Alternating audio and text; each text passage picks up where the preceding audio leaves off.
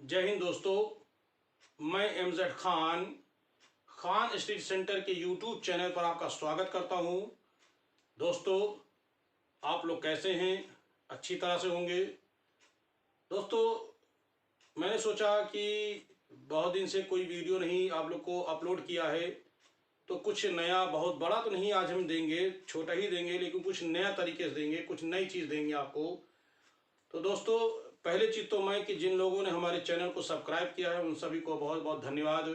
जिन लोगों ने लाइक किया है, सब्सक्राइब किया है और उन्होंने शेयर किया है, तो उनका बहुत बहुत धन्यवाद। और जो नए लोग देख रहे हैं उनसे मुझे एक गुजारिश है, एक निवेदन है कि अगर वो वीडियो मेरा देख रहे हैं इसको अंत तक देखें। अगर मेरा वीडियो ज़रा से भी उनको पसंद आता है तो प्लीज़ प्लीज़ वो ज़रूर सब्सक्राइब करें और आगे आपको इसी तरह से नोटिफिकेशन यानी बेल आइकन घंटी बजा दें। इससे आपको लगातार वीडियो मिलते रहेंगे।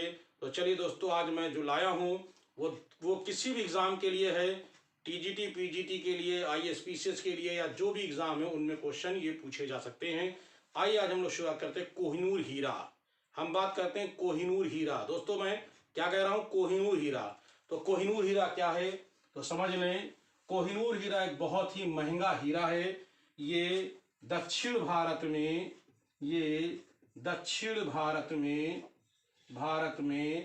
गोलकुंडा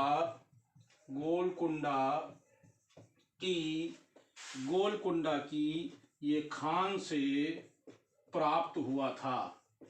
ठीक है, प्राप्त हुआ था। किसको मिला था? तो ये जो कोहिनूर हीरा है ये मिला था तेलंगाना के शासक रुद्र प्रताप देव को। किसको मिला? तो आप कहोगे रुद्र प्रताप देव को ये हीरा प्राप्त हुआ था। रुद्र प्रताप देव को ये हीरा प्राप्त हुआ। रुद्र प्रताप देव के पास ये हीरा आ गया। बहुत ही कीमती हीरा है, अभी आगे हम आपको बताएंगे। इस तरह से ये हीरा इतना इम्पोर्टेंट है कि जब मलिक काफूर ने यानी दिल्ली सल्तनत के सुल्तान अलाउद्दीन खिलजी के सिपह सालार सेनापति जो साउथ इंडिया की ओर नेतृत्व कर रहा था, उसका नाम था मलिक काफूर। याद रखिएगा, उसका नाम था मलिक काफूर। मलिक काफूर ने तेलंगाना पर आक्रमण किया और तेलंगाना के शासक रुद्र प्रताप देव को इसने आक्रमण किया और रुद्र प्रताप देव को पराजित किया। इसने पराजित किया और पराजित करने के पश्चात वो हीरा उसने यानी मलिक काफूर ने वो हीरा जो है वो रुद्र प्रताप देव से प्राप्त कर लिया। दोस्तों, आगे ध्यान देते हैं। इसी तरह से वो हीरा उसने जब प्राप्त कर लिया, प्राप्त करने के पश्चात वो हीरा अपने सुल्तान अलाउद्दीन खिलजी को लाकर दे दिया। अलाउद्दीन खिलजी के पास वो हीरा पहुंच गया। दोस्तों, हीरा पहुंचने के पश्चात वो हीरा अगला जो वंश आया उस वंश के पास रहा और उस वंश का नाम था तुगलक वंश। तुगलक वंश के शासकों के पास वो बना रहा, किसी में कोई प्रॉब्लम नहीं थी। इसके बाद एक वंश आया और उस वंश का नाम था सैयद वंश। तो सैयद वंश के समय, ध्यान रखना, किसके समय?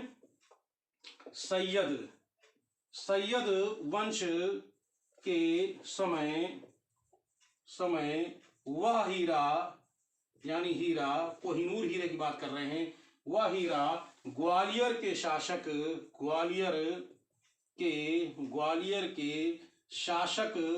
के पास चला गया। यानी वो हीरा ग्वालियर के शासक के पास चला गया। तो दोस्तों ध्यान रखिएगा, ग्वालियर के शासक के पास जब वो हीरा चला गया तो हीरा ग्वालियर के शासक के पास बना रहा। फिर इसके बाद लोधी वंश आ गया सैयद वंश के पश्चात। लोधी वंश आया और लोधी वंश के पश्चात भारत में एक नए साम्राज्य की स्थापना हुई। दोस्तों, वो नया साम्राज्य था मुगल साम्राज्य। लेकिन ये साम्राज्य स्थापित होने से पहले आप लोग जानते हैं कि भारत में एक बहुत बड़ा युद्ध हुआ था और उस युद्ध को आप लोग जानते हैं। कौन सा युद्ध है? तो आप कहोगे पानीपत का प्रथम युद्ध। ठीक है, तो आइए देखते हैं कौन कौन सा युद्ध था। पानीपत का प्रथम युद्ध। पानीपत के प्रथम युद्ध की बात करते हैं तो ये बड़ा इंपॉर्टेंट है। तो दोस्तों ध्यान रखिएगा, पानीपत का प्रथम युद्ध ये हुआ था बाबर और इब्राहिम लोदी।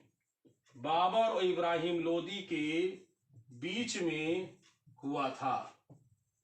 ठीक है, पानीपत का युद्ध प्रथम युद्ध हुआ था। आप जानते हैं ये युद्ध हुआ था 1526 में। अप्रैल 1526 में पानीपत का जब युद्ध हुआ तो इस युद्ध में ध्यान रखना, इस युद्ध में बाबर और हिमायूं और कुछ भारत के लोग भी उसका साथ दे रहे थे और उधर इब्राहिम लोदी का जो साथ दे रहा था वो ग्वालियर का शासक विक्रमाजीत सिंह साथ दे रहा था। खैर, आपको मुझे हीरे के बारे में खाली बताना है। तो इसमें लोदी यानी इब्राहिम लोदी पराजित हुआ और सत्ता जो स्थापित हो गई, मुगलों की सत्ता स्थापित हुई।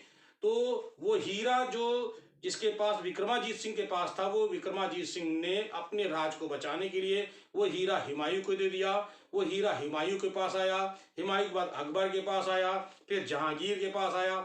जहांगीर ने वो हीरा जो है वो हरम मतलब जहां मुगल महिलाएं रहती हैं, वो मुगल महिलाओं को सुपुर्द कर दिया। वो मुगल महिलाओं के पास, कभी इस रानी के पास कभी उस रानी के पास वो हीरा इधर उधर उछलता यानी रहता था। इसके बाद जब शाहजहां आया तो शाहजहां जो था वो शान शौकत का शौकीन था। ध्यान रखना दोस्तों, शाहजहां जो था वो शान शौकत का शौकीन था। ठीक है, और शान शौकत का शौकीन होने के कारण ध्यान रखिएगा, शाहजहां ने 1638 में, दोस्तों ध्यान रखिएगा, 1638 में शाहजहां ने मयूर सिंहासन का निर्माण कराया। ध्यान रखना दोस्तों, और इस मयूर सिंहासन को कहते हैं तख्त-ए-ताउस। इसे तख्त-ए-ताउस भी कहा जाता है। ये मयूर सिंहासन जिससे बनवाया था किसने? शाहजहां ने। और शाहजहां ने किसके देखरेख बनवाया था? तो ये बनवाया था बेबादल खां की देखरेख में बनवाया था। ये बेबादल की देखरेख में 1638 में शाहजहां ने इसको बनवाया था मयूर सिंहासन। और मयूर सिंहासन को रखा गया था लाल किले के दीवाने आम में। इसे रखा गया था लाल किले के दीवान ए आम में। इसे आम में रखा गया था। क्या किया गया था? रखा गया था। लेकिन दोस्तों हम बता रहे हैं मयूर सिंहासन नहीं, लेकिन मयूर सिंहासन का संबंध जो है दोस्तों ये जुड़ा हुआ है किससे? तो आप कहोगे कोहिनूर हीरे से जुड़ा हुआ है, क्योंकि शाहजहां ने वो कोहिनूर हीरा जो था वो मयूर सिंहासन में जड़वा दिया था। ध्यान रखना, शाहजहां ने वो हीरा जड़वा दिया था मयूर सिंहासन में। इसके बाद शाहजहां गद्दी बैठा, फिर उसके बाद औरंगजेब गद्दी पर बैठा, फिर बहादुर शाह प्रथम गद्दी बैठा, फिर जहांदार शाह गद्दी पर बैठा, फिर फर्रुखशियर गद्दी पर बैठा, फिर रफीउद्दौला बैठा। उसके बाद जो बैठा था उसका नाम था दोस्तों मोहम्मद शाह रंगीला। ध्यान रखिएगा, उसका नाम था मोहम्मद शाह रंगीला। ठीक है, यानी जब मुगल बादशाह मोहम्मद शाह रंगीला था तो उसी के शासन काल में एक आक्रमण हुआ था। ध्यान रखिएगा, किसके समय?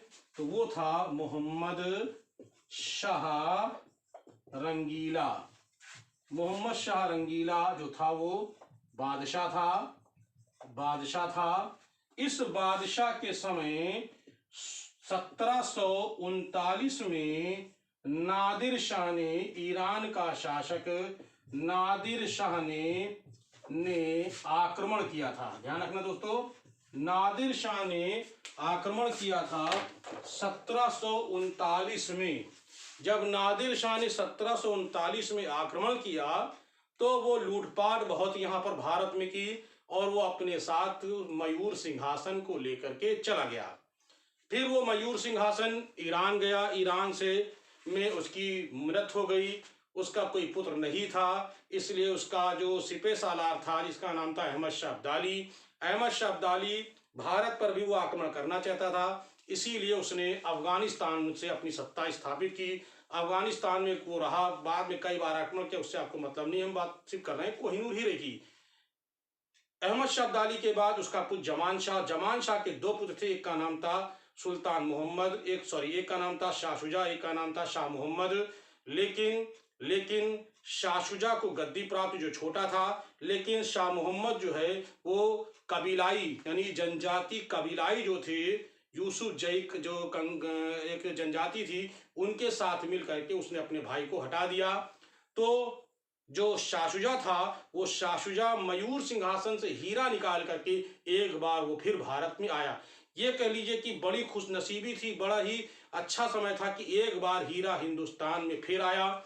जब हिंदुस्तान में हीरा आया तो कौन लेकर के आया था, तो याद रखिएगा शाह शुजा, ये अहमद शाह अब्दाली का पौत्र था। शाह शुजा एक बार इसके पंजाब के शासक रणजीत सिंह के दरबार में वो हीरा लेकर के यानी कोहिनूर हीरा लेकर आया। कोहिनूर हीरा लेकर के जब आया तो उसने अपनी सत्ता यानी अपनी अफगानिस्तान में सत्ता प्राप्त करना चाहता था। वो हीरा किसको, पंजाब के शासक महाराजा रणजीत सिंह को भेंट कर दिया।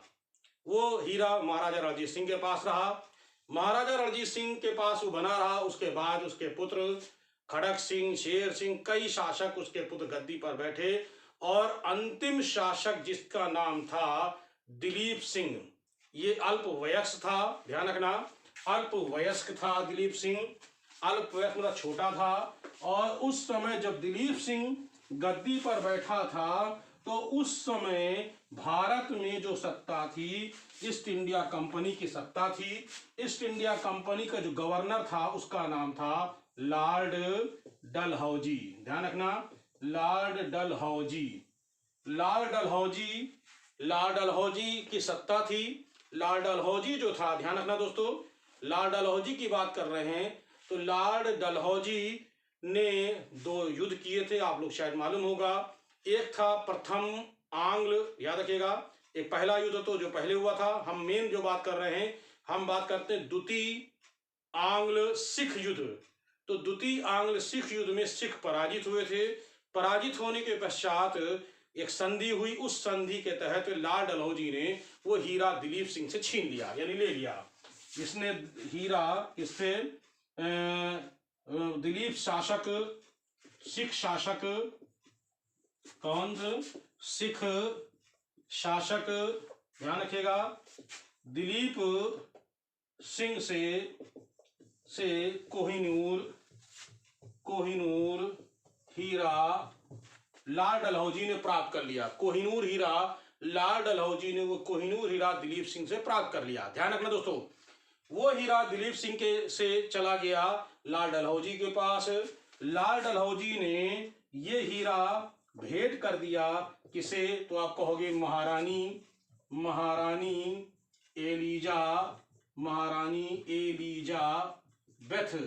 एलिजाबेथ को वो कोहिनूर हीरा इसने भेंट कर दिया। महारानी एलिजाबेथ ने कोहिनूर हीरे के कोहिनूर हीरा का उसने एक टुकड़ा, दो टुकड़ा, तीन टुकड़े, ध्यान रखना, एक टुकड़ा, दो टुकड़ा, तीन टुकड़े गए, यानी एक टुकड़ा, दो टुकड़ा, तीन टुकड़े कराए। कोहिनूर के उसने तीन टुकड़े करा दिए महारानी एलिजाबेथ ने। ये दो टुकड़े तो उन्होंने अपने मुकुट में लगा लिए, मुकुट में लग गए, दो टुकड़े मुकुट में लग गए। और एक टुकड़ा जो है अभी भी लंदन कहाँ, अभी भी कहेंगे आप लंदन संग्रहालय में सुरक्षित है, अभी भी लंदन संग्रहालय में सुरक्षित है। इस कोहिनूर हीरे को लेकर के भारत सरकार ने अभी कुछ ही साल पहले भारत सरकार ने कोहिनूर हीरे की मांग की थी कि कोहिनूर हीरा वापस कर दे, लेकिन लंदन की सरकार यानी ब्रिटिश सरकार ने साफ साफ कह दिया यह युद्ध में जीता गया हीरा है जो वापस नहीं किया जा सकता है। दोस्तों, मैं आज आपको बता दूं, कोहिनूर हीरा इतना कीमती हीरा है, इतना कीमती हीरा है कि इस हीरे की कीमत इतनी है कि पूरे विश्व के लोग 2.5 दिन तक भोजन कर सकते हैं, यानी 2.5 दिन तक भोजन कर सकते हैं। तो दोस्तों, इस हीरे की कीमत में आप भी भोजन कर सकते हो और मैं भी भोजन कर सकता हूं, यानी उसकी कीमत इतनी है, पूरे विश्व कर सकता है। तो इस तरह से दोस्तों, मैंने आज आपको एक नई चीज बताई है, कोहिनूर हीरा। इस तरह से मैं कुछ नई नई चीजें लेकर के आता रहूंगा। दोस्तों, समय नहीं मिल पाता है, लेकिन मैं आप लोग के लिए कुछ नई नई चीजें डेली लाता रहूंगा। हर विषय संबंधित लेके आएंगे, खासतौर से हिस्ट्री और कला से लेकर के। लेकिन आप लोग, जो लोग मेरे इस वीडियो को देख रहे हैं, पूरा वीडियो देखें, प्लीज़ इसको ज़रूर सब्सक्राइब करें। नए लोग देखें, और जो पुराने लोग हमारे जो सब्सक्राइब कर चुके हैं, प्लीज़ उनसे रिक्वेस्ट है कि वो उसको लाइक ज़रूर करें। लाइक करेंगे तो कम से कम हमारा हौसला बढ़ेगा और नई नई चीज़ आपको हम देते रहेंगे। तो दोस्तों, तब तक के लिए हमारी ओर से जय हिंद, धन्यवाद।